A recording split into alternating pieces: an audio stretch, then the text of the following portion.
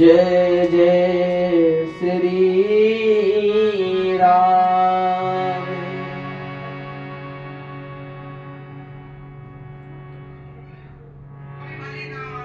कहते हैं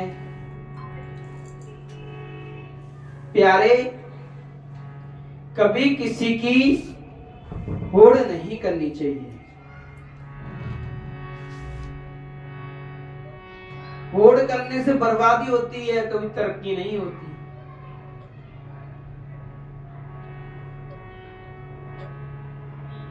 एक बार की बात है,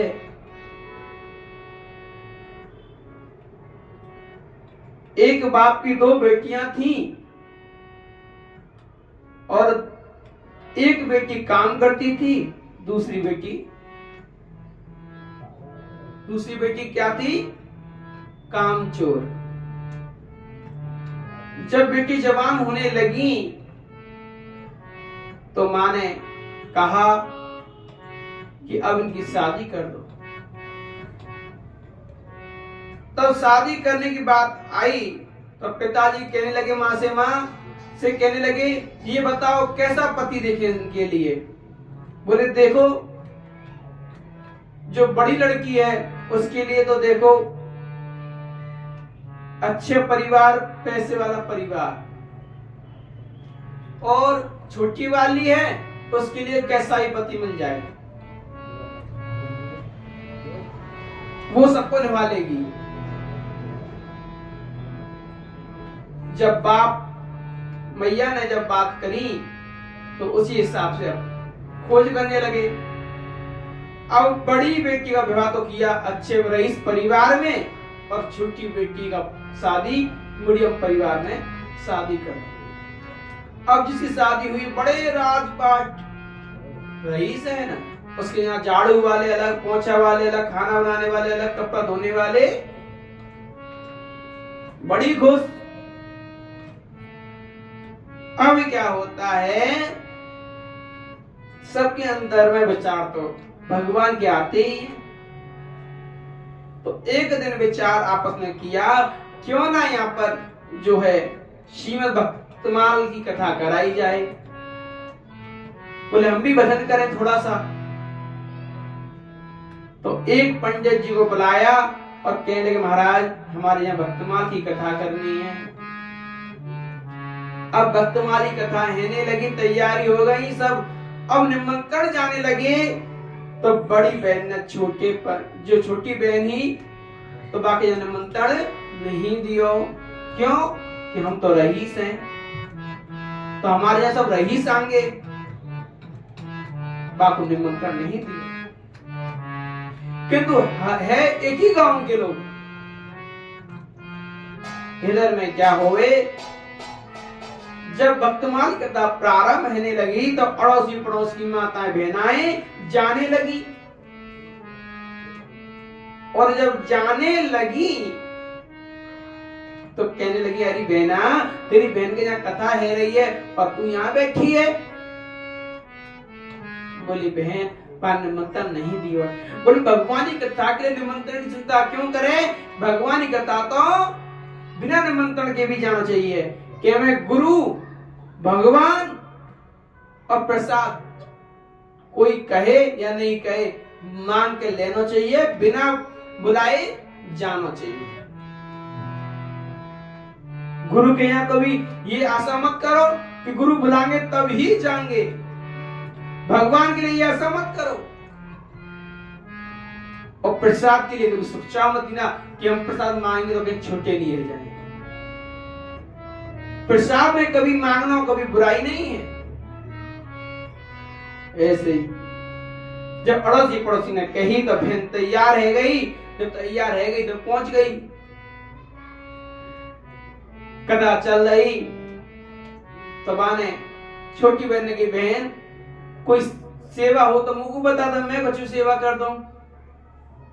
बड़ी बहन कहने लगी, मेरे यहाँ सबरे नौकर चाकर लगे हुए हैं, तुझे कुछ नहीं करना, बस कथा सुन ले। अब शाम को प्रसाद की बाजी आई। जब आरती हो गई तो प्रसाद, अब छोटी बहन बार हाथ करे कि तो प्रसाद नहीं दे। महाराज बड़ी दुखी हुई। अब सोचने लगी मैं अपने घर जाऊं तो बच्चे कहेंगे माँ प्रसाद लेकर नहीं आई, कथा में से आई। बोले क्या किया जाए? बोली मैं अपनी माँ के घर, माँ का घर भी पास नहीं था, तो माँ के घर जाती हूँ, वहां से कुछ जो मिलेगा वो बच्चों को मैं दे दूंगी प्रसाद के रूप में। अब तो महाराज जाने लगी, और जाने लगी तो क्या, एक मंदिर पड़ा है, वहां एक बुढ़िया बैठी हुई है। कहने लगी बेटिया अरे कहाँ जा रही है? बोले कुछ नहीं मायके जा रही हूँ। बोले मायके जा रही है तो बेटा एक काम कर, ये अपने मंदिर की सफाई कर जा। बा ने तुरंत मंदिर की सफाई कर दी और बोली बेटा जब लौट के आवे तो मिलके जाइयो मुझसे। इधर में एक शिव जी को मंदिर पड़ो है आगे, शिव जी को मंदिर पड़ो तो शिव जी वहां विराजमान है, किंतु वहां पर एक मंदिर पुजारी बाबा रहते हैं। बाबा बोले बेटा कहाँ जा रही है? बोले बाबा मैं अपने मायके जा रही हूँ। बोले बेटा तू जा तो रही है, देख चौतरा पे कितनी गंदगी है रही है, नहीं झाड़ू लगा जा। अब आना झाड़ू लगा के चलने लगी। बाबा कहने लगे बेटा जा तो रही है, किंतु लौट के मुझसे मिलके जाइयो। अब तो महाराज इधर में अपने घर पहुंची है, घर पहुंची, भैया पता पड़ी बहन आई है, तो भैया ने बापू थैला भर के पहले से तैयार रखे, पता पड़ गई बहन आ रही है दूर से, तुरंत थैला भर लिए। बोले बहन देख लेट हो जाएगी, तू ये थैला पकड़ और बच्चे के लिए प्रसाद खिला दी। अब ये बात सुनकर जब आने लगी तो बाबा से बाबा राम राम मैं जा रही हूँ। बाबा बोले बेटा ले ये थैला एक और ले जा। बाबा ने भी थैला दे दिया। अब इधर में जब घाट पे पहुंची मैया बैठी गई, माँ पहुंची, मैया ने भी तुरंत बोली बेटा ले जा तो रही है, थैला ले जा। अब घर पहुंची तो महाराज जब थैला खोले तो एक में तो मुद्रा ही मुद्रा, एक में प्रसाद ही प्रसाद और एक में वस्त्र ही वस्त्र। महाराज बापू या को लेके बड़ी प्रसन्न वही, और माँ ने कही कि मैं भी अपने यहाँ भक्त माल की कथा कराऊं। इधर में अब बड़ी बहनें पता पड़ी कि बाकी भी राजपाट है गए हैं। बोले याने जो है मैंने प्रसाद नहीं दियो, और ये अपनी माँ के घर गई और वहां पे जब ऐसे कृपा भई तो बोले क्यों ना मैं भी ये कृपा लेके आऊं। अब तो महाराज भक्त मार अब बोली कथा तू करवा रही है, तुमने मेरे यहाँ मंत्र मत भेजियो। बोले क्यों? बोले ना जैसी कृपा तो पे भैया वैसी कृपा मैं भी पाऊंगी। बोले जैसी तेरी इच्छा। अब तो महाराज जब बागे यहाँ भी भक्तमाली कथा है लगी छोटी बहन के यहाँ पे, तो निमंत्रण नहीं दियो। अब प्रसाद जब देने लगी तो प्रसाद नहीं दियो। बोले प्रसाद मत दे मुकुंद। बोले क्यों? बोले जब तेने प्रसाद, जब मैंने तो प्रसाद ना दियो जब तो बस कृपा वही भक्तमाल की, तो बोले मैं भी प्रसाद नहीं लूंगी। अब वो भी माँ के जाने लगी। अब जब जाने लगी तो वही घाट पे वही बुढ़िया मिली। अब वो कहने लगी बेटा निकल सफाई कर जा। बोले अरे तो डोकरिया शर्म ना आए रही, मैं तो अपने माई के जा रही हूँ और तू यहाँ सफाई कर रही है, बैठे बैठे तो झाड़ू लगाई जा रही।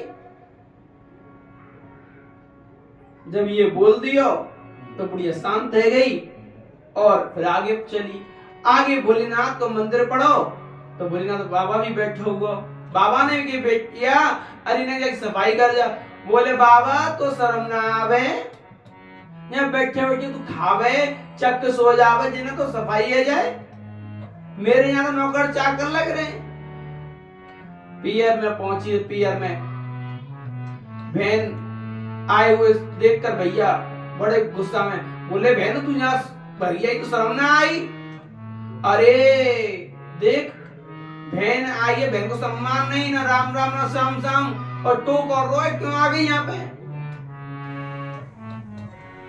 महाराज जब जाने लगी तो मैया ने एक बैग बा के हाथ में दे दी। जब मंदिर से आने लगी तो बाप पुजारी ने भी एक थैला दे दियो, और जब एक घाट पर माता जी बैठी हुई, वह माता जी वहां पहुंची तो माता जी ने भी एक थैला दे दियो।